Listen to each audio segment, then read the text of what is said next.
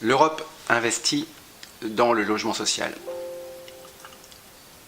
à travers deux mesures particulières, les fonds structurels, qui relèvent de la politique de cohésion de l'Union européenne, mais également les prêts de la Banque européenne d'investissement qui ont été développés dans le cadre du plan Juncker de développement des investissements de long terme. L'intervention de l'Union européenne dans le financement du logement social s'inscrit dans le cadre du développement des investissements de long terme et avec un objectif de relance économique. C'est au titre de la relance économique que le logement social est devenu éligible à ces fonds structurels et auprès de la Banque européenne d'investissement. Il s'agit d'objectifs de l'Union européenne en matière notamment de cohésion, en matière de lutte contre le réchauffement climatique, en matière de lutte contre l'exclusion sociale. L'ouverture du FEDER aux investissements en matière de logement social n'a pas été simple. Il a fallu plus de 2 ans de négociations avec la Commission européenne, avec le Parlement européen, avec le Conseil, pour obtenir la révision du règlement FEDER qui a permis de rendre éligibles les investissements en matière de rénovation thermique des logements sociaux.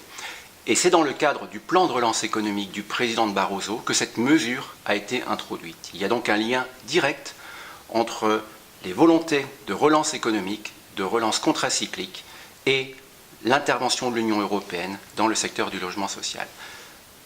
Une première vague de programmation a conduit 835 projets d'organismes HLM à être éligibles au FEDER pour un total de fonds mobilisés de 211 millions d'euros. Ça a généré 1,5 milliard d'euros d'investissement, soit un effet de levier de multiplication 7, 17 000 emplois locaux et surtout 61 000 ménages HLM qui ont bénéficié de ces aides et donc de la réduction de leur charge de chauffage. Cette mesure a permis notamment aux organismes HLM de monter en efficience économique et technique de leur logement, notamment au regard de la performance énergétique et des différents niveaux qu'il convenait d'atteindre en contrepartie des aides. Dans le cadre de la nouvelle programmation 2014-2020, cette mesure a été reconduite, elle a été déplafonnée.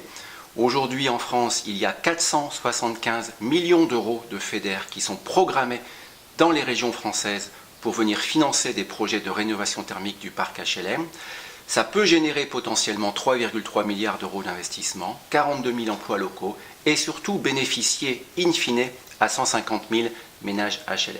Il y a de surcroît le plan Juncker et les prêts de la BEI, la Banque européenne d'investissement, qui viennent compléter ces subventions à fonds perdus, notamment 500 millions d'euros de prêts de la BEI pour le logement intermédiaire, 500 millions d'euros de prêts de la BEI pour l'éco-prêt de la Caisse des dépôts et dernièrement 50 millions d'euros de prêts de la BEI pour Adoma, pour le logement des migrants. C'est-à-dire qu'aujourd'hui, si on regarde l'apport que peut apporter l'Europe au financement du logement social en France, c'est plus de 686 millions d'euros de FEDER qui ont été ou qui vont être programmés dans le parc HLM. Ça veut dire un investissement généré de 4,5 milliards d'euros et surtout des prêts de la BEI à hauteur aujourd'hui de plus d'1 milliard d'euros et qui continuent effectivement à être mobilisés par la Caisse des dépôts ou par d'autres institutions. Et c'est surtout au bénéfice des locataires que cette Union européenne intervient directement sur leurs conditions de vie et leurs conditions de chauffage.